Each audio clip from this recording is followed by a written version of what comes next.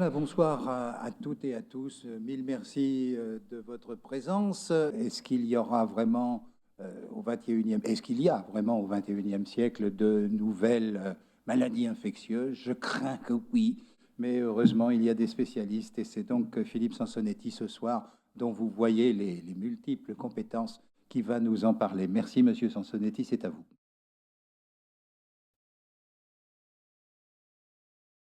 Oublier le principe. Voilà. Merci beaucoup.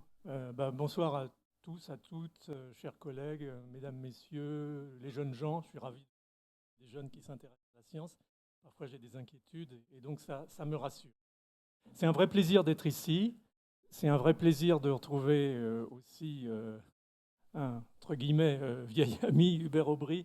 On a eu la chance de se connaître dans un endroit qui est très très particulier, qui est la Fondation pour la recherche médicale, en particulier le conseil scientifique de la Fondation pour la recherche médicale, où chaque année on avait la difficulté, mais aussi le plaisir de distribuer environ 40 millions d'euros à des chercheurs, en tout cas en sciences biomédicales. C'était toujours un moment difficile, mais très amical, très scientifique. Et à la fin, on était finalement assez fiers de nous, du travail qu'on avait pu faire parfois de façon assez difficile, parce que heureusement, la science qui était proposée, c'était souvent très très bonne. Donc voilà, merci beaucoup de m'avoir invité. Et encore une fois, c'est un grand plaisir de venir parler de science à un auditoire intéressé. Alors, mon sujet, c'est effectivement ce que Hubert m'avait demandé de vous traiter, c'est au fond l'émergence des maladies infectieuses, et on va revenir un petit peu là-dessus, on va essayer de définir les termes, mais surtout je vais essayer de vous le faire un peu en vous racontant une histoire qui est en fait le fil rouge des maladies infectieuses au XXe siècle et en ce début de XXIe siècle, puisque c'est la période qui nous intéresse tous à ce stade par rapport à ces maladies. Donc la question est un peu provocatrice, d'ailleurs, vous venez de le reprendre à l'instant, c'est quelle nouvelle maladie infectieuse pour le XXIe siècle? Et vous voyez en toile de fond la planète et un certain nombre des émergences infectieuses qui sont survenues depuis environ un demi-siècle, et on précisera ça un petit peu plus. Ce que je voudrais surtout vous expliquer, ce sont en tout cas par rapport à ce qu'on en connaît, les bases de ces émergences infectieuses. Pourquoi les maladies infectieuses émergent et comment peut-on éventuellement, progressivement, assurer le contrôle de ces maladies, ou en tout cas les prendre en compte le plus rapidement possible. Donc voilà un petit peu au cours de quoi tournera ma présentation. Donc pour commencer, en fait, on peut dire qu'au XXe siècle, au siècle précédent, s'est établi ce que j'appelle toujours un paradigme de santé publique qui a eu des résultats extrêmement brillants avec, comme vous le voyez, je voulais résumer sur cette diapositive, la mise en place, au fond, d'un système qui combinait ou qui combine toujours la prévention et le traitement des maladies infectieuses et qui reposait et qui doit encore reposer, de toute façon, il n'y a rien de nouveau dans ce nouveau siècle, sur trois piliers principaux. Premièrement, la mise en place de l'hygiène, sur la base, bien entendu, des travaux de Pasteur au XIXe siècle, de Koch en Allemagne. Ça a été vraiment les deux grands promoteurs à partir du moment où est née la théorie de l'origine infectieuse des maladies, ou en tout cas d'un certain nombre de maladies, particulièrement bien sûr des maladies transmissibles. L'hygiène était quasiment une conséquence naturelle, mais ça n'a pas été toujours facile de faire passer l'idée. Et plus on y réfléchit, plus on pense qu'un des grands éléments du progrès des sociétés par rapport à la santé, ça a été l'hygiène de l'eau. C'est-à-dire que l'eau était vraiment un vecteur très important de maladies infectieuses. Vous avez tous entendu parler du choléra, de la fièvre typhoïde, de la dysenterie. Tout ça, c'était véritablement des plaies de l'époque. Donc l'eau, l'assainissement des eaux, en particulier dans les centres urbains, a joué un rôle essentiel. Les aliments, bien entendu, vous connaissez tous les problèmes actuels autour de la sécurité alimentaire. Et puis l'hôpital, qui, au XIXe siècle, on avait plus de chances de sortir mort que vivant d'un hôpital. Les choses, heureusement, ont changé aujourd'hui. Et grâce en particulier à l'hygiène hospitalière, grâce en particulier à l'asepsie. Là aussi, l'asepsie, ça n'a pas été, ça pourrait faire l'objet d'un autre cours, l'histoire de l'asepsie. Ça n'a pas été quelque chose de tout à fait naturel. Le corps médical y était, au début, relativement opposé. Et puis, bien entendu, à partir des années 25-30, l'arrivée progressive des médicaments anti-infectieux, en particulier des antibiotiques, la pénicilline, qui a été, au fond, introduite essentiellement pendant la Deuxième Guerre mondiale et ensuite s'est développée dans les populations, disons, civiles. Et puis la vaccination universelle, ça c'est en fait un des grands succès de la médecine du XXe siècle. Et au fond, la mise en place d'un modèle qui en termes de vaccin, au fond, est attirant et attractif et efficace parce que par rapport à son coût, son efficacité est absolument extraordinaire dans la prévention des maladies. C'est une affaire de prévention, ce n'est pas une affaire de traitement. Donc un vaccin, ça marche, et puis ensuite on n'en parle plus, par quelques rappels. Alors que quand vous avez une infection déclarée, il faut la traiter, et parfois il faut la traiter longtemps quand il s'agit d'un virus, par exemple chronique, comme l'hépatite B ou C. Donc le vaccin a un avantage en termes de ce qu'on appelle le rapport coût-efficacité en matière de santé publique, et puis il a aussi, en tout cas dans une certaine mesure, un avantage en matière de bénéfice-risque, c'est-à-dire que le bénéfice qu'on en tire est immensément plus important que le petit risque de quelques accidents, et ça on pourra en reparler à la fin, je vous en dirai quelques mots. Donc ce paradigme, il s'est mis en place et il s'est finalement installé pour partir de progressivement, mais surtout à partir du milieu du XXe siècle, en particulier quand les vaccins ont commencé à se développer. Donc,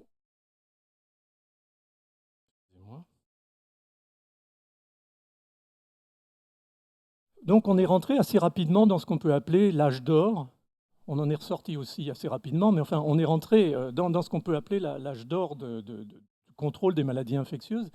Et sur les progrès qui commençaient à se montrer, un grand scientifique anglo-australien, Sir Macfarlane Burnet, avait prédit, en fait, dès 1953, l'élimination virtuelle des maladies infectieuses comme facteur essentiel de la vie de la société. C'est-à-dire aujourd'hui, vous ne vous rendez plus compte, heureusement d'ailleurs, que les maladies infectieuses avaient un poids énorme. Au début du XXe siècle, en 1900, sur 1000 naissances, 150 enfants mouraient dans la première année. La mortalité infantile était absolument dramatique. Aujourd'hui, c'est 2,5, 3. Donc on voit les progrès et on comprend mieux ce que disait Burnett en matière de poids sur la société. Ça a été un tel point qu'en 1978, William Stewart, ça s'appelle aux États-Unis, c'est le Surgeon General, c'est le ministre de la Santé des États-Unis, avait dit que le moment était venu de fermer le livre des maladies infectieuses et de déclarer gagner la guerre contre les pestilences. Alors bon, c'était une bêtise de haut niveau, comme on en voit de temps en temps. On doute d'ailleurs qu'il ait vraiment dit ça, mais ça traduisait quand même, quand moi j'ai commencé mes études de médecine, cette impression, cet optimisme sur lequel on allait y arriver. On allait pouvoir se débarrasser des maladies infectieuses.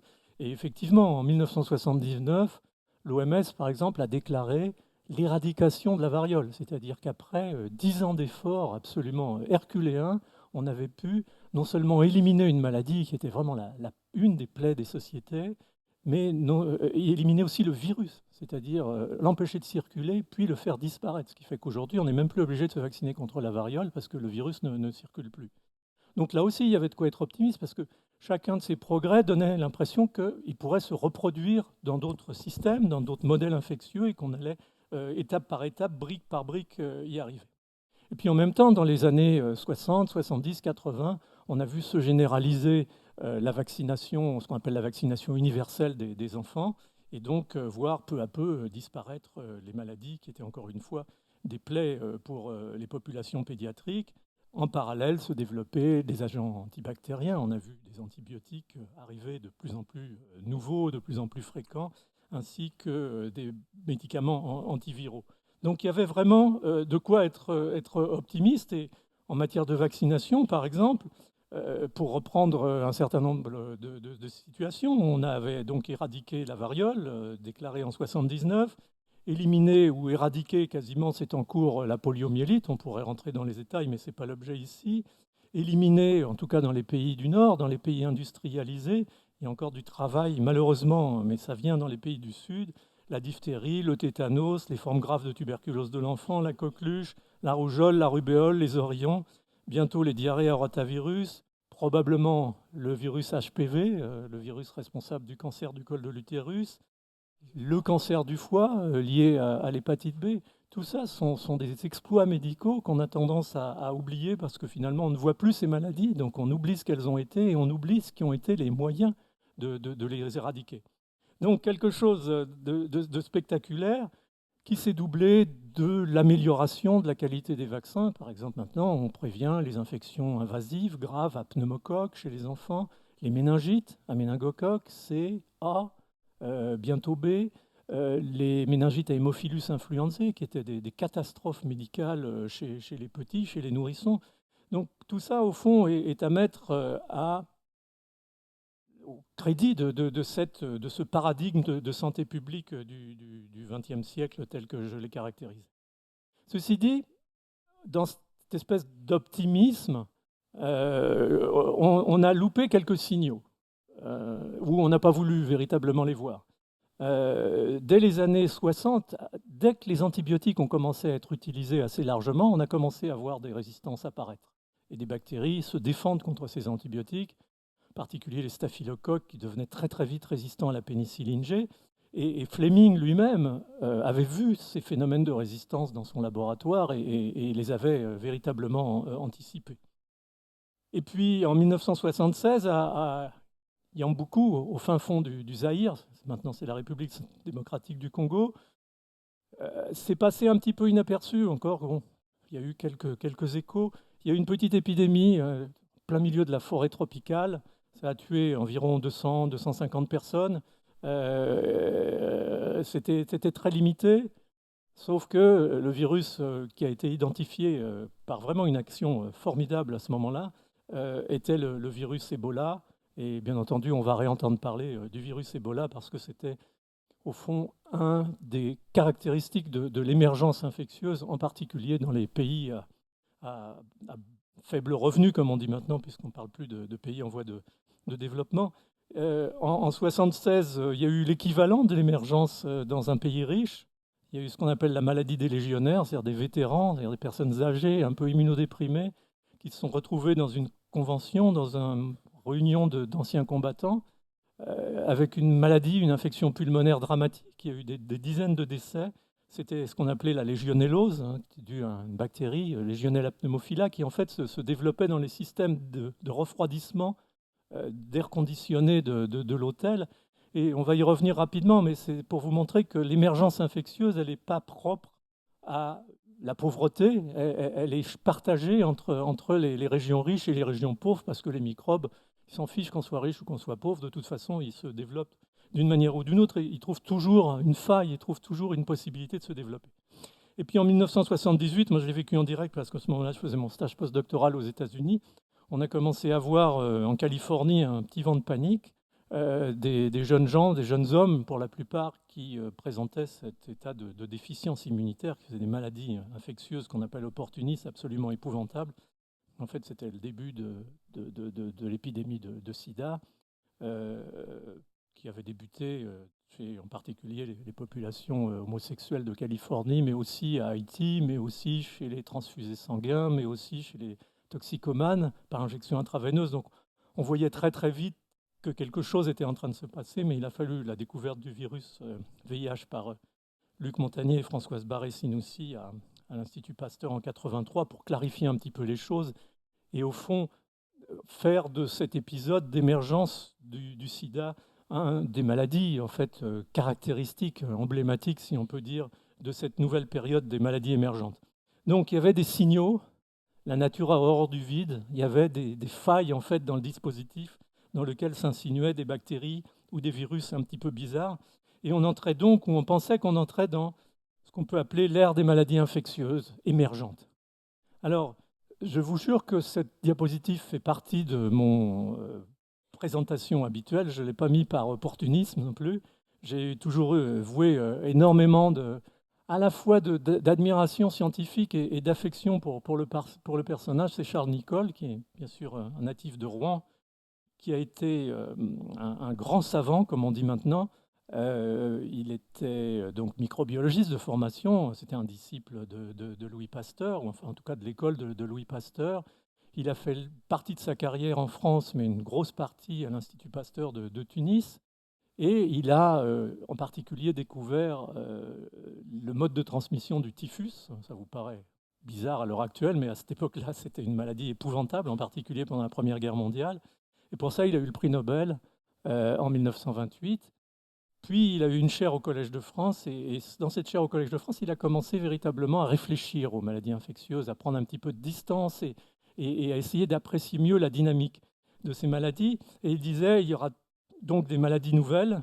c'est un fait fatal. Pour lui, il y aurait de toute façon toujours des maladies infectieuses. Et il continuait en expliquant les raisons pour lesquelles, et en particulier, il insistait sur, au fond, la variabilité, le potentiel d'adaptation des micro-organismes, sans même savoir, à l'époque, il n'y avait pas encore de génétique microbienne, quel pouvait être le substrat, l'ADN, au bon sens du terme, de ces modifications, ou l'ARN quand il s'agissait bien entendu de virus. Tout ça n'était pas connu à cette époque-là. Alors donc on peut dire que Charles Nicholl a été un peu un prophète, alors un prophète ou un oiseau de mauvais augure en matière de maladies infectieuses. Ce qu'il faut regarder, c'est ce qui s'est passé depuis, entre guillemets, la prophétie de Charles Nicholl. Et je prends toujours l'exemple de cet article qui a été fait par des chercheurs de la London School of Tropical Medicine and Public Health à Londres, publié en 2008, qui a repris toutes les émergences infectieuses, les nouvelles maladies infectieuses ou les réémergences, c'est-à-dire des anciennes qui réapparaissaient, donc entre 1940 et 2004. Ils sont arrivés à un chiffre de 335. C'est-à-dire qu'en 1940-2004, en une soixantaine d'années, on a 335 nouvelles maladies infectieuses qui sont apparues sur la planète. Beaucoup dans cette statistique étaient des maladies bactériennes parce qu'ils avaient intégré là-dedans chaque apparition d'une nouvelle résistance aux antibiotiques. Mais en réalité, la plupart, on l'a vu, en particulier avec le sida, sont maintenant pour l'essentiel des maladies d'origine virale. Mais surtout, ce qui était très important, c'était de noter que les 2 tiers de ces maladies infectieuses émergentes provenaient en fait de contacts entre l'homme et l'animal. C'est qu'en fait, c'était les animaux qui les transmettaient, et en particulier les animaux sauvages. Et on va y revenir, c'est ce qu'on appelle les zoonoses, c'est-à-dire des infections qui se développent chez l'animal et qui, lorsqu'elles sont transmises à l'homme, peuvent donner lieu à une maladie humaine. Donc, tout ça a montré, au fond, rétrospectivement, que Charles Nicholl, d'une manière ou d'une autre, avait raison et avait parfaitement bien anticipé cette situation. Et, au fond, les choses allaient se développer à l'échelle de la planète, comme les quelques exemples initiaux pouvaient le laisser attendre. Donc, quand vous plantez ça sur une carte, vous arrivez, par exemple, dans les 25 dernières années, vous voyez, chaque événement est un événement d'émergence de maladies infectieuses, un endroit ou un autre sur la planète. Ceux en rouge sont les nouvelles maladies, celles dont on ne connaissait même pas les pathogènes qui vont en être responsables, le VIH, les coronavirus pour le SRAS, par exemple. Vous en avez entendu parler et on va y revenir un petit peu, en tout cas sur certains d'entre eux. D'autres sont réémergents. En particulier, on assistait, surtout au moment de l'épisode du sida, à la réémergence du fait de déficit immunitaire qu'avaient les patients de maladies infectieuses anciennes qui avaient disparu. En particulier, la tuberculose, elle n'avait pas disparu, mais elle était considérablement contrôlée. Elle a réexplosé, en particulier en Afrique, à l'occasion du développement de l'épidémie de sida. Et puis, deliberately emerging, parce que c'est un truc qui a été fait par les Américains. Ils se sont sentis obligés de mettre l'épidémie, entre guillemets, d'anthrax, quand, après le 11 septembre, une espèce de fou a envoyé des enveloppes avec des spores du bacille de l'anthrax dans un certain nombre de politiciens. Donc voilà, c'est ça la carte internationale de l'émergence, et vous voyez qu'il y en a pour tout le monde, et malheureusement, c'est quelque chose qui est relativement bien distribué à tous les niveaux. Alors, la question qu'on s'est posée beaucoup dans cette période-là, c'est, au fond, est-on rentré dans une nouvelle période de la dynamique des maladies infectieuses, ou est-ce qu'on est en train de voir quelque chose qui a été toujours présent, prégnant sur la planète? Et au fond, ce qu'on peut dire, pour simplifier, c'est qu'il y a toujours eu des maladies émergentes, mais probablement de façon relativement distanciée les unes par rapport aux autres, et qu'on est rentré là, depuis quelques années, véritablement dans une accélération, dans une intensification du régime de ces émergences. Parce que si vous regardez un petit peu, c'est ce que je vous ai mis sur cette diapositive, en matière de maladies infectieuses, il y a eu 4 grandes ruptures.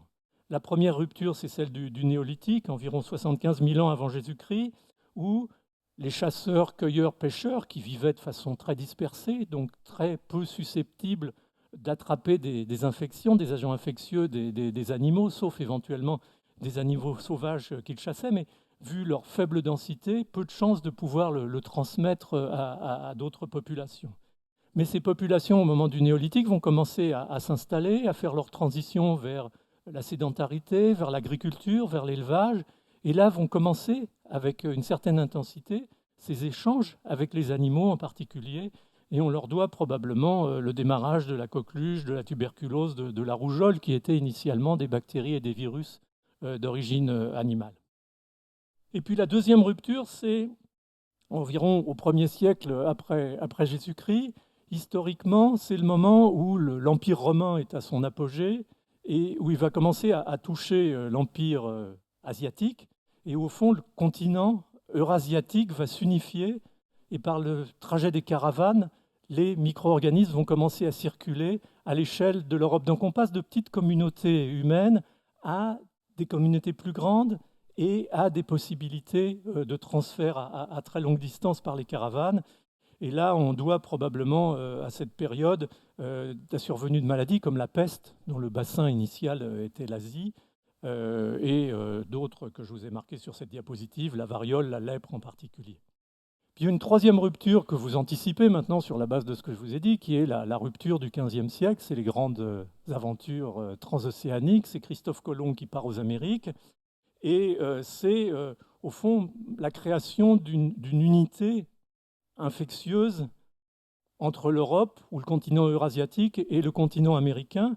Et ça va être un échange assez régulier de maladies infectieuses entre les deux. C'est-à-dire qu'on va leur amener la rougeole et la variole, ce qui va avoir un effet épouvantable sur les populations amérindiennes qui étaient complètement naïves à ces micro-organismes.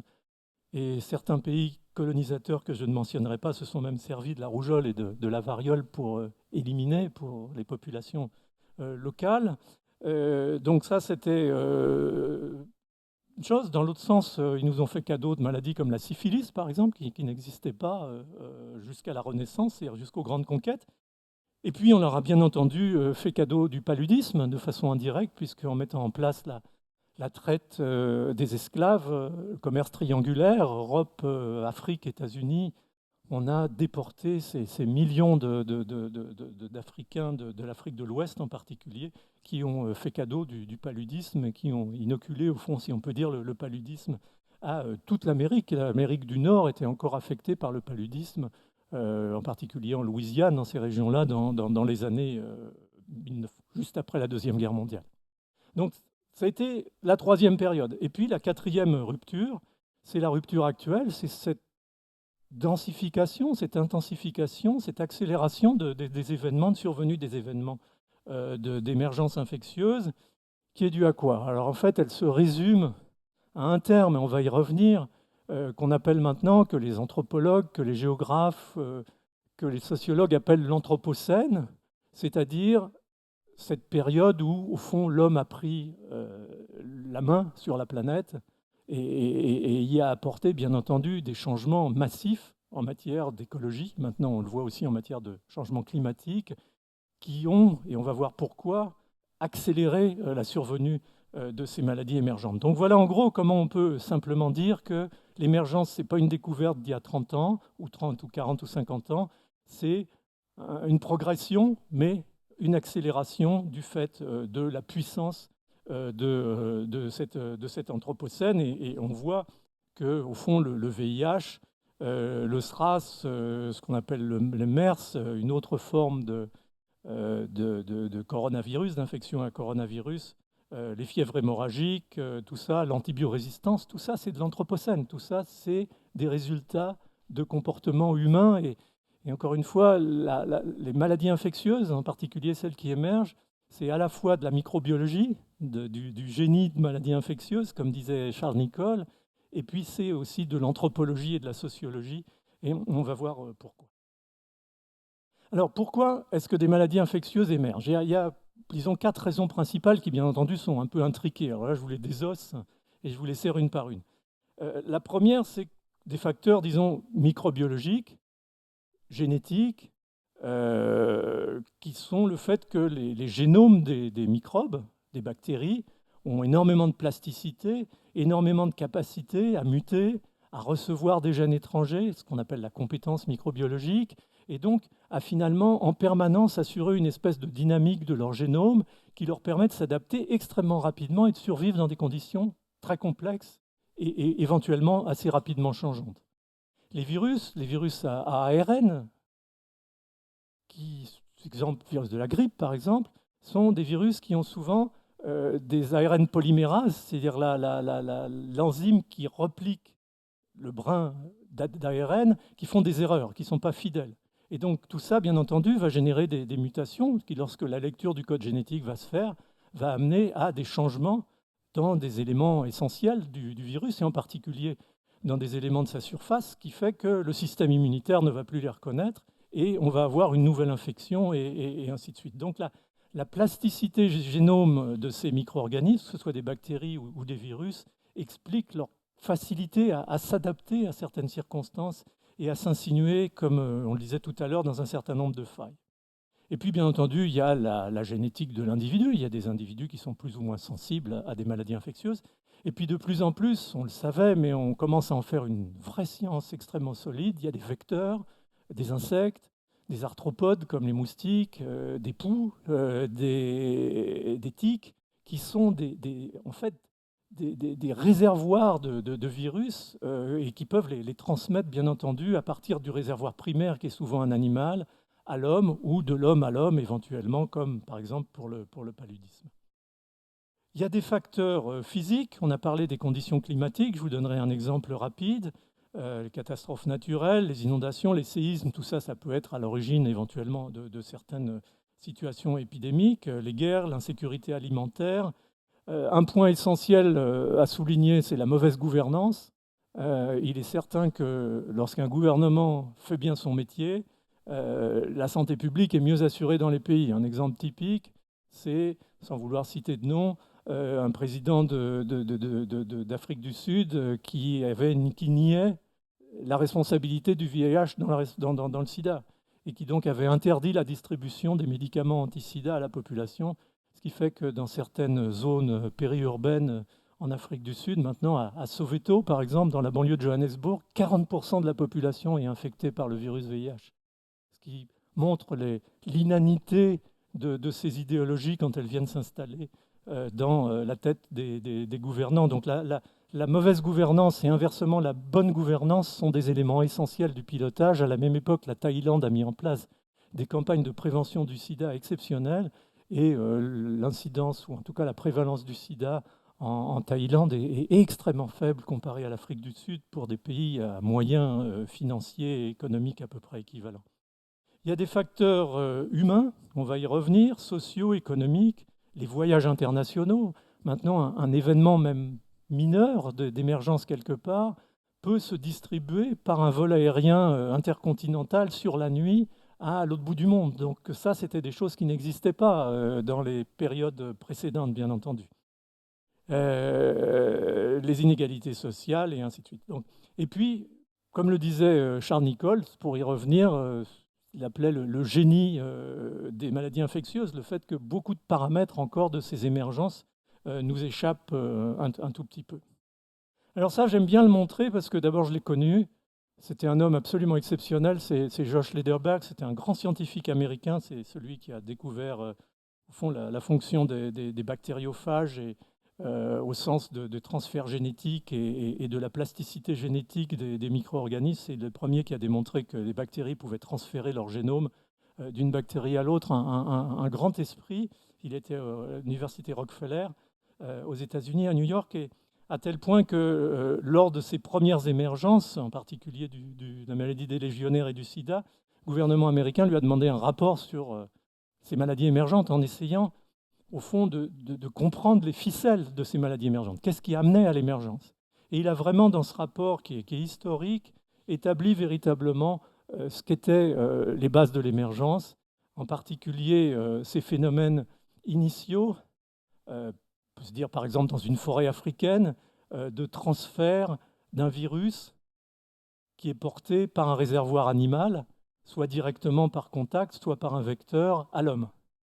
Et si ce virus arrive à s'implanter chez l'homme, ne serait-ce que pour une période relativement limitée, ils ont appelé ça un spillover, c'est-à-dire un passage d'une espèce à l'autre. Et puis ensuite, il y a besoin véritablement d'une permissivité, d'une capacité de l'être humain à développer ce micro-organisme. Et s'il le fait efficacement, en tout cas pour le micro-organisme, ça s'appelle le saut d'espèce. C'est-à-dire qu'un virus est capable de passer d'une espèce à l'autre. Par exemple, le virus VIH est passé des grands singes à l'homme. Et ensuite, il s'y est développé. Et puis, il y a une étape supplémentaire qui est la diffusion à distance de ces événements initiaux qui vont toucher probablement peu de personnes. C'était Ebola, les 200 personnes au fin fond du Zaïre. Mais là, maintenant, avec le sida, par exemple, on est à l'époque des transports aériens et le sida va passer immédiatement, en quelques semaines, en quelques mois.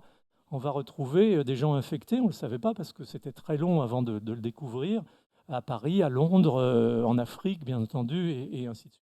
Donc il a véritablement montré la succession de ces épisodes et finalement la construction, l'histoire naturelle d'une maladie émergente. Et je crois que ça a contribué considérablement à la fois à clarifier les choses et à finalement cristalliser un certain nombre d'interventions. Parce que quand on rationalise les choses, quand on explique, c'est plus facile ensuite de prendre des décisions. Alors ça, c'est pour vous montrer ces espèces de traits verts fluorescents. C'est le trafic aérien quotidien autour de la planète. Et sur une année, on en est en 2014 à 3,5 milliards de passagers. La population en parallèle de la Terre, ou c'est plutôt l'un qui est parallèle de l'autre, est passée en une quinzaine d'années comme vous le voyez, de 6 à 7 milliards. On est 1 milliard de plus et on projette probablement pour les années 2050 quelque chose comme 9 ou 10 milliards. En bas, le rouge, ça vous montre l'accroissement de la population urbaine. On projette aussi qu'en 2050, 75% de la population mondiale vivra dans des villes, dans des conditions plus ou moins confortables. Et tout ça, au fond, ce sont des expressions de cet anthropocène qui permettent, au fond, de définir un certain nombre des éléments qui participent à cette capacité d'expansion de ces réservoirs infectieux à partir du moment où ils ont été transmis de l'homme éventuellement à l'animal, comme c'est souvent le cas. Mais la résistance aux antibiotiques, c'est pareil. Une bactérie résistante aux antibiotiques, sélectionnée en Chine, elle s'est retrouvée récemment en Suisse, en l'espace de quelques semaines ou de quelques mois. Donc on est dans cette espèce de réseau de diffusion qui est un petit peu terrifiant quand on pense aux maladies infectieuses et sur lequel, bien entendu, il convient de réfléchir un petit peu. Alors je voulais vous disséquer un tout petit peu en une diapositive ce qui est vraiment cet aspect, au fond, à la fois microbiologique, mais aussi anthropologique et écologique d'une émergence infectieuse, qui heureusement n'a pas donné lieu à une pandémie sur l'ensemble des continents.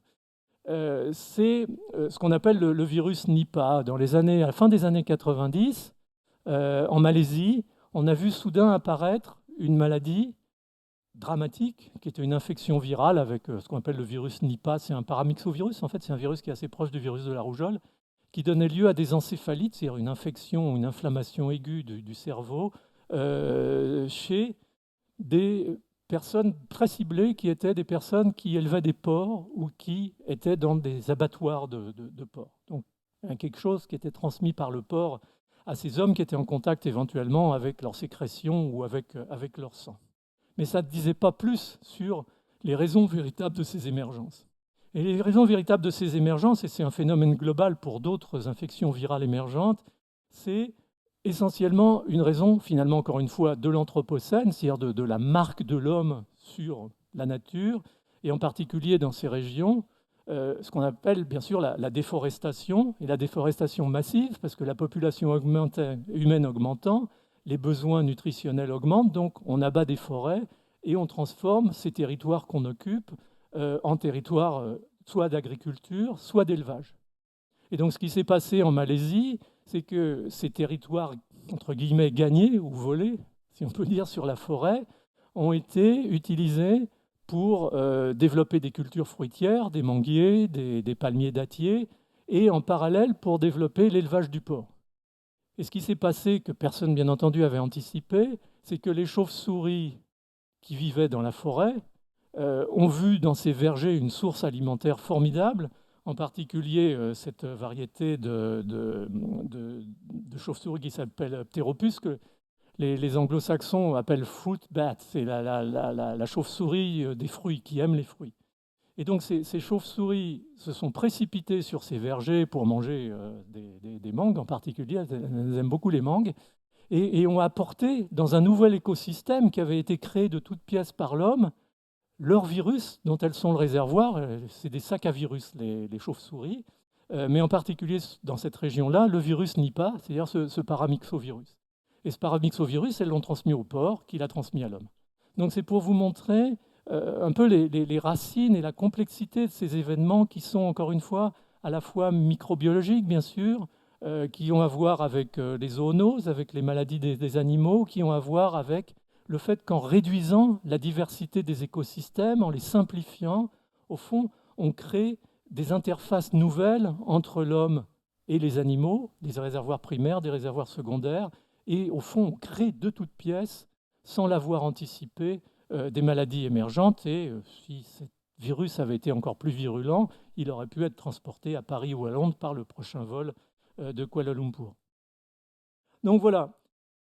Pour dire aussi, je l'ai mentionné très rapidement avant, mais je vous le redis, que ces risques d'émergence infectieuse, ils sont partagés. On a des risques d'émergence chez nous, et il faut y prendre garde. Et bien entendu, le risque d'émergence est sans doute beaucoup plus important dans les pays à bas revenus, dans les pays pauvres. Alors, c'est quoi dans nos régions la cause éventuelle ou essentielle de ces émergences? C'est d'abord l'agriculture intensive, la chaîne alimentaire qui s'est beaucoup industrialisée et des problèmes éventuellement de traçabilité. Vous avez tous entendu parler, même si ce sont des épisodes qui restent relativement limités, des infections à listeria, des infections à salmonelle, je ne vais pas donner de nom d'industriels qui fabriquent du lait, de toutes sortes d'événements, au fond, qui sont, encore une fois, des brèches dans des systèmes extrêmement développés technologiquement, mais qui laissent néanmoins passer des micro-organismes. C'est, on montrait rapidement, les épisodes d'infection à Escherichia coli entéro-hémorragique en Allemagne du Nord il y a quelques années.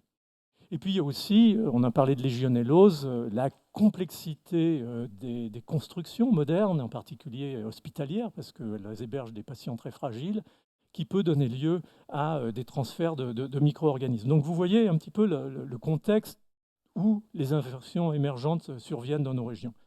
Dans les pays à bas revenus, bien entendu, il y a des questions encore plus sérieuses qui se posent. Il y a tout ce qui concerne la concentration des populations dans la périphérie des grandes villes. Si vous avez circulé en Inde, vous voyez à peu près de quoi je veux parler, de ces mégapoles, avec des problèmes d'hygiène précaire, d'éducation des populations qui ne connaissent pas la dynamique et qui ne comprennent pas nécessairement ce que représentent ces maladies infectieuses et les moyens de les prévenir. La pollution massive de l'air urbain, en particulier de l'air domestique. En Afrique, la première cause de pneumonie aiguë du jeune enfant, c'est la pollution de l'air domestique par des microparticules qui sont en fait des microparticules libérées par la combustion du bois. Donc en fait, tout ça crée une situation de fragilisation des voies aériennes de l'enfant qui va développer ces infections dramatiques. Alors ce n'est pas un microbe donné, mais c'est un contexte infectieux émergent qui est tout à fait clair. On a parlé avec Nipah de l'invasion des régions forestières, éventuellement de la déforestation, qui va donner lieu à des rencontres inattendues avec des réservoirs animaux ou avec des vecteurs d'agents infectieux. Il y a de plus en plus, on le voit en Afrique à l'heure actuelle, l'introduction pas toujours bien assurée, bien maîtrisée de l'alimentation industrielle. Donc les failles qu'on arrive à voir chez nous, heureusement très rarement, malheureusement, se développent beaucoup plus souvent. La première cause d'infection bientôt en Afrique sont les infections à salmonelle par l'alimentation, liées aussi bien sûr à une mauvaise maîtrise ou à l'inexistence parfois de la chaîne du froid, qui est un des éléments indispensables bien sûr à la sécurité alimentaire. Et puis, encore une fois, des systèmes de santé précaires et des gouvernements pas toujours extrêmement actifs et n'ayant pas toujours non plus d'ailleurs les moyens. La santé publique, ça coûte cher, hein, et quand on en arrive à des débats budgétaires dans des pays qui ont des budgets extrêmement restreints, c'est pas facile.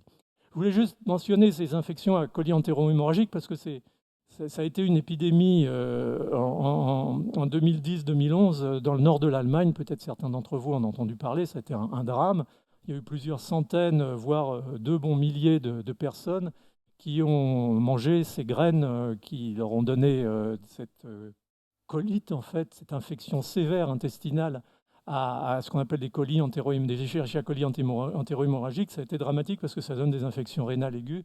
Il y a encore des gens en Allemagne, maintenant, au bout de 6 ou 7 ans, qui sont en attente de transplantation rénale.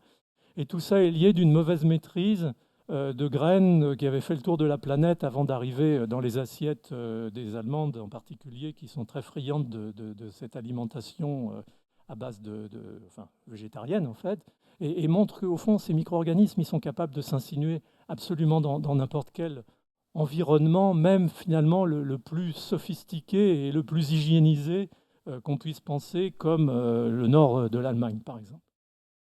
Et puis un autre exemple que je voudrais prendre, parce que ça introduit un petit peu la nécessité aussi, à la fois nous-mêmes, citoyens, réfléchissions à l'avenir et ce qu'on peut bâtir comme prévention.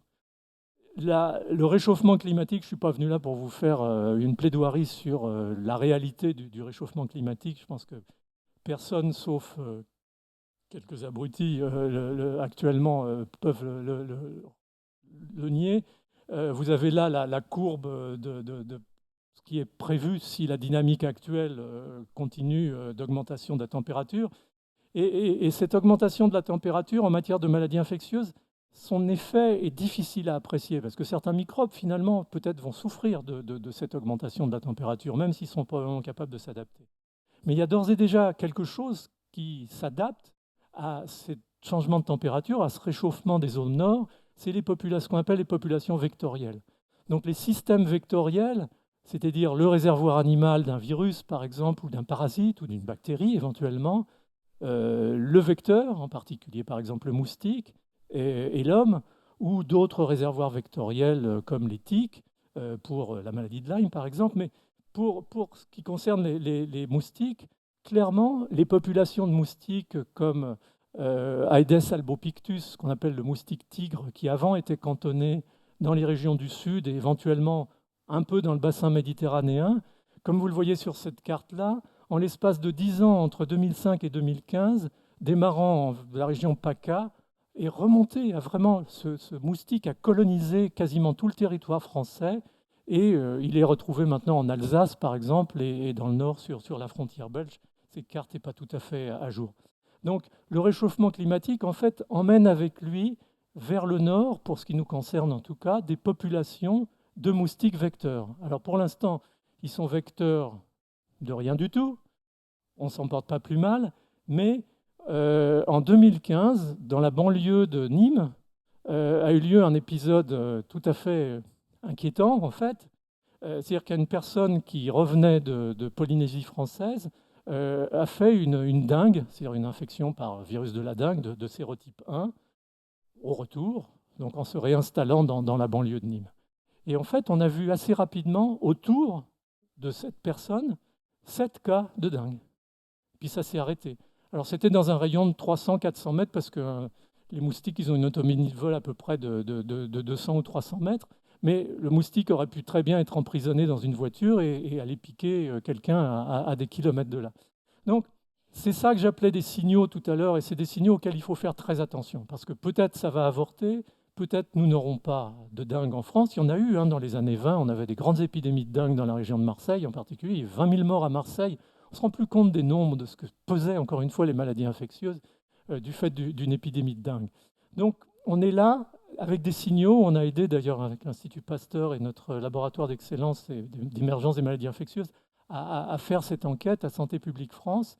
Alors, on est là dans l'expectative, mais on ne se poserait pas ces questions si on avait été un peu plus proactif et si on avait essayé de gérer cette invasion finalement par ce moustique dont finalement le développement va probablement à terme nous poser des problèmes extrêmement sérieux et impliquer des coûts de santé publique relativement importants. Donc vous voyez, je pense qu'il y a une partie aussi de besoin que la population soit au courant en particulier de ces mécanismes de lutte antivectorielle. C'est plus un problème pour la Réunion et les Antilles ou l'Afrique ou autre, c'est un problème pour nous, parce que ces moustiques, ils sont là maintenant, et il faut chasser leurs larves, il faut essayer de les détruire si on ne veut pas qu'un jour viennent se greffer là-dessus des virus qui vont pouvoir nous transmettre. Donc tout ça, c'est de la veille, et si possible de l'anticipation, mais ça ne se fera pas si la population n'est pas au courant de ces situations. Juste un mot pour Ebola. J'ai pris des exemples du Nord, prenons des exemples du Sud. Vous savez que 2014-2015, il y a eu une épidémie terrible d'Ebola. Jusqu'à présent, c'était resté des petits foyers localisés, avec quelques centaines de morts, c'était déjà pas mal. Mais là, il y a eu 30 000 cas d'Ebola sur 3 territoires. Ça a commencé en Guinée-Conakry et ça s'est étendu ensuite à la Sierra Leone et au Libéria, avec 10 000 morts en quelques mois. C'est donc, quand une maladie émergente émerge vraiment, c'est quand même un désastre. Et jusqu'à présent, on pensait qu'Ebola, c'était un truc comme ça qui restait, encore une fois, perdu au milieu des forêts. Bien sûr, ça restait perdu au milieu des forêts parce que les gens ne circulaient pas, ou très très peu. Mais dès que ça tombe dans des zones à forte densité de population, on voit les choses s'accélérer.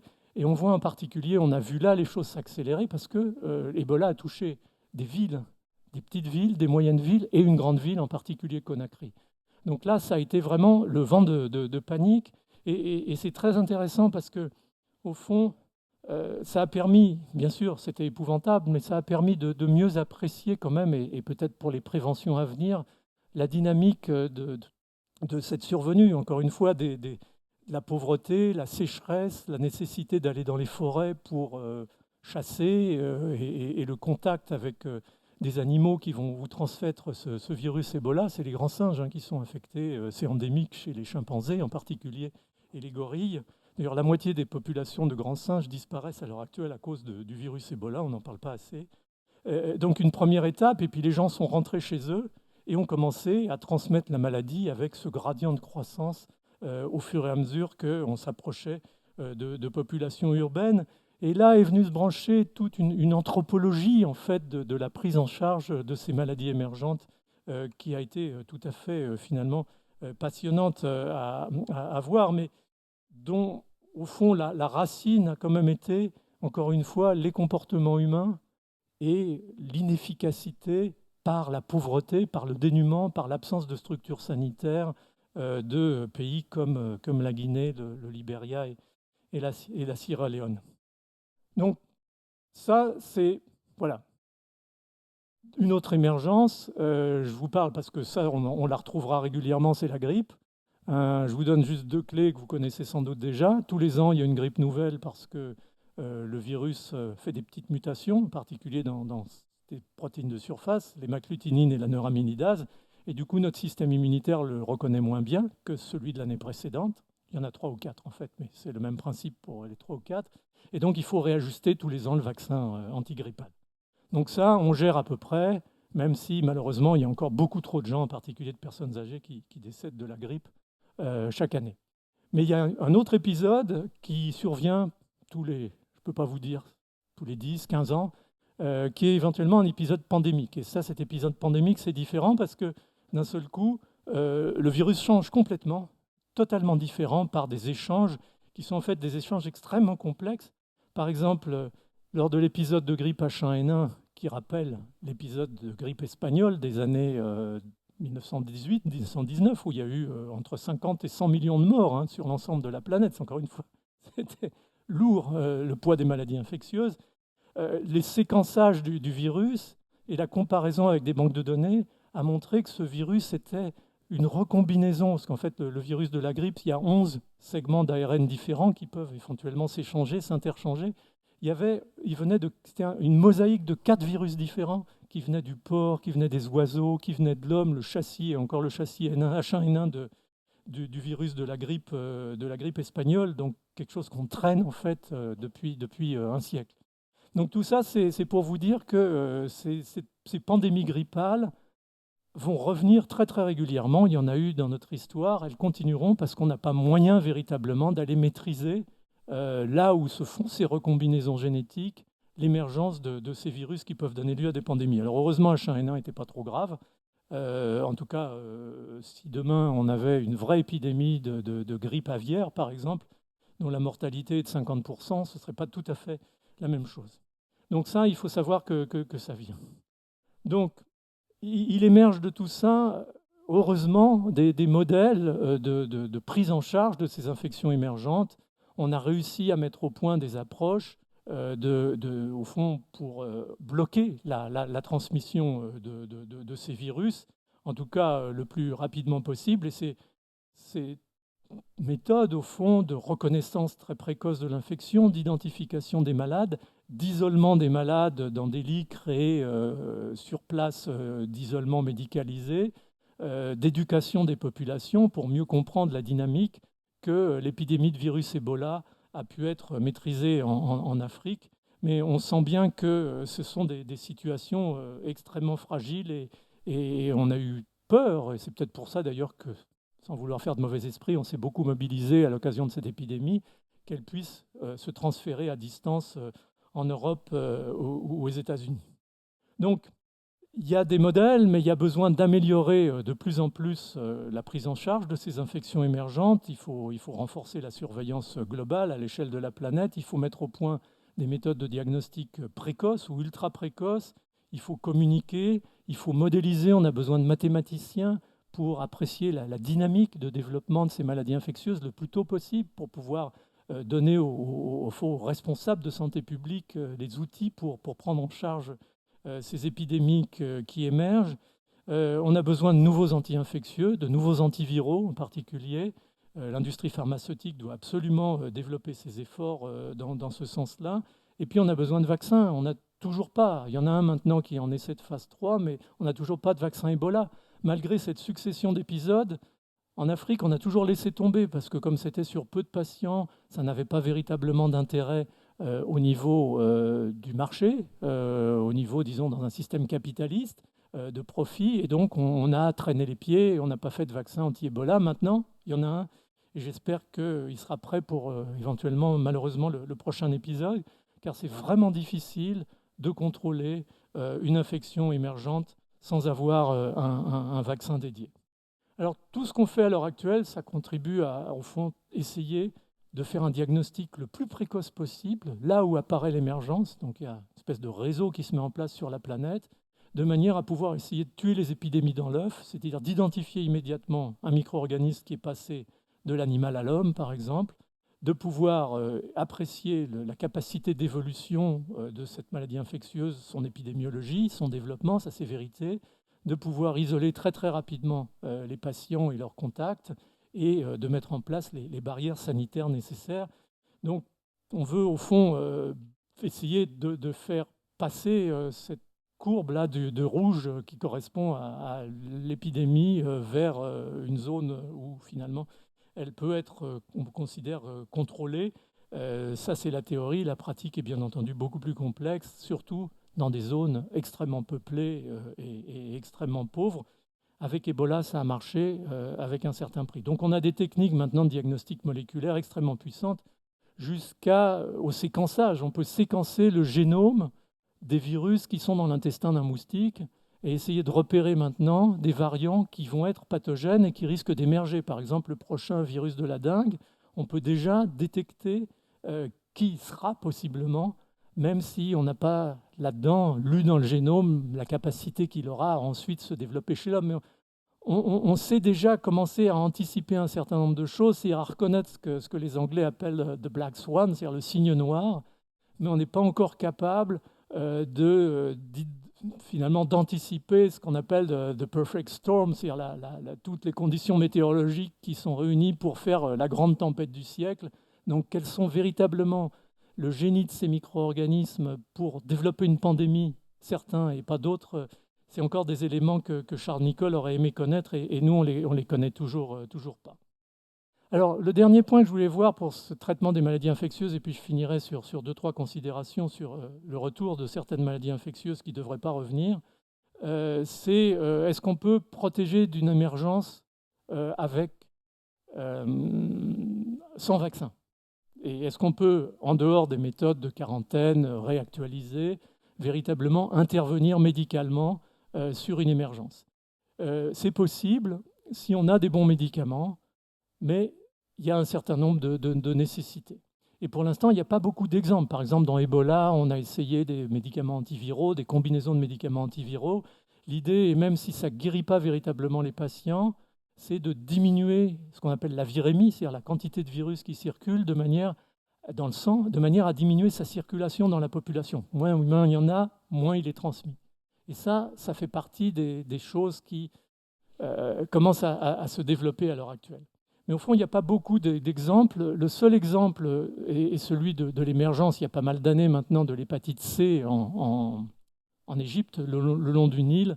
Il y a 8 millions de personnes en Égypte qui sont porteurs chroniques du virus de l'hépatite C, parce que quand le barrage d'Assouan a été construit, ça a gêné les populations. On a décidé, pour les remercier de leurs efforts, de les vacciner très largement et puis de leur injecter des traitements contre la bilharziose, qui est une parasitose qui est endémique sur les bords du Nil.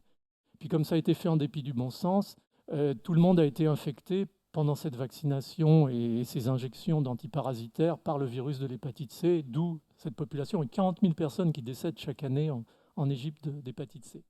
Alors vous savez que maintenant, l'hépatite C, il n'y a jamais eu de vaccin, on n'a pas réussi à mettre un point un vaccin jusqu'à présent, mais il y a des traitements et il y a des molécules. Seulement un traitement, qui est une combinaison de 2, généralement peut-être 3, mais souvent 2 antiviraux, coûte l'équivalent de 85 000 $ par an. Non, pas par an, pour une cure, c'est-à-dire 12 semaines, 85 000 $. Pensez bien qu'en Égypte, ce n'est pas possible. Donc l'idée qu'on puisse véritablement contrôler une infection émergente, en particulier avec un virus chronique comme le virus de l'hépatite C, avec des médicaments, paraît difficile dans ces circonstances. Sauf que depuis quelques années, se met en place un nouveau paradigme de prise en charge de ces infections émergentes pour les pays pauvres qu'on appelle les partenariats publics-privés. Et par exemple, l'Égypte, le gouvernement égyptien, avec l'aide de l'OMS, a réussi à mettre en place une possibilité qui est par exemple de transformer les médicaments vendus par les firmes pharmaceutiques en génériques et puis a produit par une de ces compagnies pharmaceutiques elle-même un médicament. Et les deux combinés ont permis de faire un traitement de 12 semaines curatif de l'hépatite C pour l'équivalent de 300 $. C'est-à-dire qu'on est passé de 85 000 $ à 300 $, quelque chose qui est abordable pour le budget d'un pays, disons, émergent, mais encore à budget faible comme l'Égypte. Sauf que s'ils mettaient un peu moins d'argent dans les armes et un peu plus dans la prévention du virus d'hépatite C, ce serait mieux. Enfin, ça, c'est un peu démagogique comme remarque, mais c'est une réalité. Donc, il y a de plus en plus de ces approches qui permettent de développer des maladies, des infections, des traitements plutôt anti-infectieux, excusez-moi, sur la base de ces nouveaux partenariats et sur la base d'accords internationaux sur finalement, générication, pour employer un terme pas très joli, c'est-à-dire l'abandon de la propriété intellectuelle sur les molécules et éventuellement le transfert de technologie pour que ces pays-là puissent produire leurs propres molécules et éventuellement à terme aussi leurs propres vaccins. Donc ça, c'est des beaux exemples au fond d'organisations où l'OMS, qu'on a souvent, l'Organisation mondiale de la santé, qu'on a souvent tendance à critiquer un petit peu parce que c'est un peu le bazar, fait quand même des choses assez exceptionnelles et je pense qu'on n'en parle pas assez parce que ce sont des belles aventures. Est-ce qu'on pourrait faire ça avec le sida? On peut mettre le traitement du sida, les trithérapies à peu près à niveau de 300 $ par an. Donc on devrait pouvoir contrôler le sida à terme avec simplement les thérapeutiques, s'il n'y a toujours pas de vaccin, comme c'est encore le cas, comme dans le cas de l'hépatite C. Maintenant, il y a des difficultés d'accès, il y a cette dispersion planétaire du virus, en particulier dans des régions extrêmement pauvres, il y a de la mauvaise gouvernance, il y a de la corruption, il y a des choses qui font que les choses ne sont pas si faciles qu'on veut bien le dire sur le papier et dans les diapositives, mais on pourrait contrôler le sida avec un effort international à des coûts qui ne sont pas des coûts prohibitifs. Il y a le même problème pour le paludisme, il y a le même problème pour la tuberculose. Je ne veux pas trop rentrer dans les détails, on n'a pas le temps de toute façon. Et il faudrait que je m'arrange pour terminer pas trop tard. Alors, dernier point, et je termine là-dessus. Je vous ai parlé de maladies émergentes, je vous ai parlé en gros de nouveautés, de nouvelles maladies infectieuses. Mais ce qu'on voit de plus en plus en ce début du XXIe siècle, c'est des tensions sur ce magnifique paradigme du XXe siècle. Alors ces tensions, elles sont de plusieurs natures. Il y a tout d'abord la menace de la résistance aux antibiotiques. Il y a l'extension planétaire en fait de l'antibiorésistance, vous avez dû en entendre parler. Au début, on avait appelé ça Ehrlich quand il a fait le premier traitement de la syphilis à base d'arsenic. avait appelé ça the magic bullet, la balle magique, c'est-à-dire l'arme magique contre les maladies infectieuses. Et on est en train de perdre un petit peu l'efficacité de ces molécules magnifiques. Il y a une certaine menace sur la vaccination, je devrais dire deux, trois mots. Il y a une extension de la pauvreté et du décrochage des populations, y compris dans nos régions, et donc bien entendu un décrochage par rapport au système sanitaire, par rapport à l'accès aux soins, par rapport à la vaccination.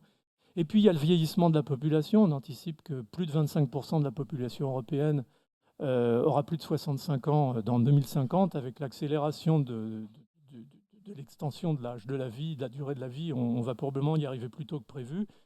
Et les personnes âgées sont des personnes fragiles, sont des personnes difficiles à vacciner parce qu'elles répondent moins bien au vaccin, sont donc, je dirais, une population qui va progressivement causer problème et qu'il faut absolument prendre en considération. On perd chaque année en France environ 20 000 personnes de la grippe, ce qui pour moi est un scandale absolu. Parce qu'on s'est mobilisé pour sauver nos petits-enfants. Je vous ai parlé des 150 sur 1000 de mortalité infantile en 1900. On l'a ramené à 3. On n'a virtuellement pas fait grand-chose pour les personnes âgées. Alors, je le dis avec d'autant plus de conviction que j'y suis. Et donc, il y a un vrai problème de société qu'il va falloir prendre en considération, parce que si on ne fait rien, les personnes âgées vont devenir un réservoir de maladies infectieuses et un réservoir d'émergence. Donc il faut absolument se battre sur ce créneau, qui est à la fois un créneau de respect des populations et puis un créneau de sauvegarde de l'ensemble. Alors juste pour finir sur le problème des antibiotiques, je voudrais vous donner des chiffres, parce que ça, c'est des choses qu'on peut garder en tête. Les antibiotiques sont trop utilisés sur la planète et sont trop utilisés en dehors de la médecine humaine et de la médecine vétérinaire. En fait, plus de 50% des antibiotiques utilisés aujourd'hui sur la planète sont utilisés pour des motifs qui ne sont pas des motifs de traitement d'infection chez l'homme ou chez l'animal. Ils sont utilisés en agriculture, ils sont utilisés en élevage pour... on sait que quand on donne des petites doses d'antibiotiques au bétail, par exemple, dès la naissance, ils grandissent plus vite, ils grossissent plus vite et ils font plus de viande. Donc il y a une maturation. Alors bien entendu, dans des systèmes d'élevage intensif qui sont dans une certaine mesure nécessités par l'augmentation de la population, des bouches à nourrir, il y a des facilités à faire. Et c'est la même chose en pisciculture, où les gens vident des seaux d'antibiotiques dans les élevages de poissons pour les protéger des infections là, et leur permettre de croître correctement.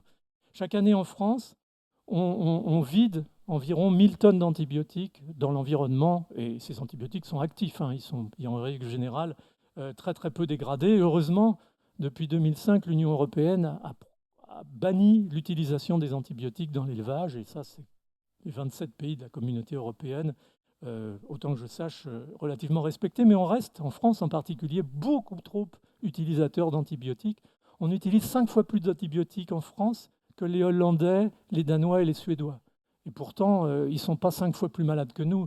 Donc il y a un problème aussi sociologique dans l'utilisation des antibiotiques en France qui n'est pas résolu. 15 000 tonnes d'antibiotiques libérées dans l'environnement aux États-Unis chaque année, et on pense environ 1 million de tonnes sur l'ensemble de la planète.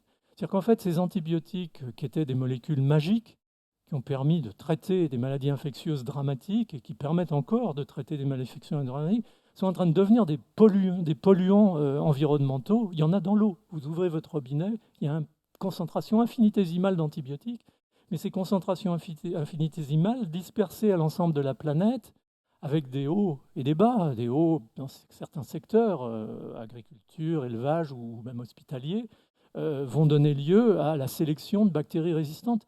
Quand on parle de potentiel, on fait maintenant avec les métaséquences des génomes microbiens, on a des moyens d'identifier les gènes qui codent pour des enzymes ou des systèmes de résistance aux antibiotiques. On appelle ça le résistome, c'est-à-dire l'ensemble de ces gènes, en regardant des milliers de séquences, c'est 20 000 gènes. C'est-à-dire qu'on a 20 000 possibilités, certaines déjà en place, d'autres potentielles, de devenir résistant aux antibiotiques quand on a une bactérie.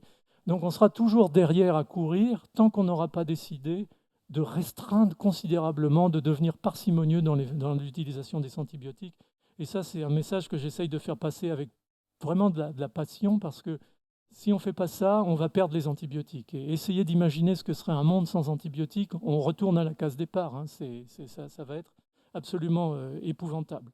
Donc ça, c'est un premier élément. L'OMS a fait une projection. Alors ça vaut ce que ça vaut. En 2050, maintenant c'est notre objectif, moi j'y serai pas, mais c'est notre objectif, c'est 2050. Il devrait y avoir environ 10 millions de décès sur l'ensemble de la planète du fait de la résistance aux antibiotiques. C'est la partie rouge. Vous voyez le niveau en bleu, c'est aujourd'hui. Donc ça deviendrait la première cause de mortalité sur la planète à cause du mauvais usage de l'antibiothérapie. Donc c'est vraiment quelque chose qu'il faut faire passer dans la population, dans les écoles de médecine, dans les hôpitaux, mais aussi, et ce n'est pas facile, dans les régions pauvres qui ont trouvé dans cette utilisation des antibiotiques le moyen de produire de la viande à bas prix et en grosse quantité. Donc c'est comme le réchauffement climatique, on est en train de réaliser les cycles infernaux qu'on a mis en place au cours de ces dernières décennies, et ça va être vraiment difficile de faire machine arrière. Il y a 23 000 personnes chaque année qui meurent en Europe à l'heure actuelle d'infections à germes résistants dans les hôpitaux. Alors c'est 500 millions d'habitants en Europe, mais 23 000, c'est quand même beaucoup. Donc ça, c'est un message que j'essaye de faire passer sur le retour des maladies infectieuses. C'est-à-dire qu'il y a les émergences et puis il y a les vieilles qui reviennent. Et puis le dernier point, c'est les vaccins. Je vous ai parlé de la réussite spectaculaire des vaccins. On a le triste privilège, c'est vrai qu'en France, on ne monte pas toujours sur la première marche du podium, mais là, pour ce qu'on appelle l'hésitation vaccinale, on est les premiers au monde sur la base d'une étude qui a été faite en 2016 par la London School of Tropical Medicine and Public Health. Avec des parents, des jeunes parents qui doutent, qui se demandent si les vaccins sont actifs, qui se demandent si ça sert à quelque chose de vacciner leurs enfants, qui se demandent si c'est dangereux, et certains leur disent que c'est dangereux. Donc on est en train de rentrer là aussi dans une spirale un petit peu inquiétante pour ce qui me concerne, parce qu'à la fois on est en train de dégrader la capacité de fonctionnement des antibiotiques par la résistance, et puis en même temps on est en train de perdre notre foi, ou en tout cas c'est pas de la foi en réalité, c'est une réalité de croyance sur des bases scientifiques d'efficacité des vaccins. Alors il y a beaucoup de raisons. Je vous les ai listées là, on peut en discuter à perte de vue. Il y a des bonnes et des mauvaises. Des bonnes, c'est normal que les parents soient inquiets pour leurs enfants, mais il faut qu'ils comprennent quand même cette problématique de coût, et en particulier de risque et efficacité. Il y a des problèmes au fond, de confiance dans les États. Il y a des problèmes de confiance dans l'industrie pharmaceutique, qui a une politique qui n'est pas toujours très, très claire. Il y a beaucoup de paramètres qui rentrent en ligne de compte, mais ce que je voulais dire ici, sur la base d'une statistique de Santé publique France, c'est qu'au fond, quand les parents veulent vacciner leur enfant, la personne en laquelle ils ont le plus confiance, c'est le médecin traitant, c'est le pédiatre ou le médecin généraliste qui s'occupe des enfants. 83 ou 85 ou 6%, je ne sais plus, par rapport même aux pharmaciens, et en tout cas pas à l'État et pas à l'industrie pharmaceutique. Donc le médecin est vraiment le pilier, au fond, qui va réguler l'utilisation des antibiotiques de façon parcimonieuse, de rassurer les parents pour que les enfants puissent être vaccinés correctement. Et au fond, au centre de ce dispositif, il est un peu fragile et fragilisé parce qu'il n'est pas toujours au fait des derniers développements. L'enseignement post-universitaire n'est pas terrible. Les jeunes étudiants en médecine sont relativement peu informés de la problématique de santé publique et de la nécessité des vaccins. Donc il y a un vrai travail de fond, encore une fois, c'est quelque chose, je ne sais pas, on s'est endormi là, ces 30, 40, 50 dernières années. Il faut absolument se réveiller et remonter la pente, parce qu'à terme, c'est quand même la santé et celle de nos enfants. Je vous ai parlé de la pauvreté, et ça crée aussi des poches de non-vaccination, en particulier de non-traitement. Il y a cette très belle statistique qui a été faite par un gros groupe d'hôpitaux français mené par un groupe marseillais récemment. Vous voyez, la colonne en noir, c'est les enfants issus de familles d'immigrés récents ou de familles vivant dans des conditions vraiment en dessous du seuil de pauvreté. Et vous voyez que les enfants sont beaucoup moins vaccinés que les enfants, disons, témoins dans des populations à meilleur niveau de vie. Et on a quand même 16% de la population européenne qui est sous le seuil de pauvreté. Et ça crée des poches. Et on le voit très très bien dans la rougeole actuellement, la reprise, la recrudescence de la rougeole, elle est liée à deux facteurs qui se relient. D'abord, la création de poches de non-vaccination, soit par idéologie, soit par pauvreté et décrochage des systèmes de soins et de prévention. Et puis un affaiblissement global de la couverture vaccinale parce que bon, on réalise plus l'importance de vacciner les enfants. Je ne vais pas faire de polémique parce que c'est aussi très, je dirais, encouragé par un certain nombre de propos anti-vaccinaux qui traînent sur Internet. Entre 2008 et 2015, on a eu 25 000 cas de rougeole en France. Alors, certains vous diront, la rougeole, c'est pas grave, il faut y passer. Oui, moi j'ai eu la rougeole, mais je m'en serais volontiers passé. Mais il y a eu, sur ces 25 000 cas, il y a eu 1000 enfants, plus de 1000 enfants qui ont été hospitalisés en soins intensifs pour des infections pulmonaires graves, puisque la rougeole donne lieu à des infections pulmonaires graves. Il y a eu une centaine d'encéphalites.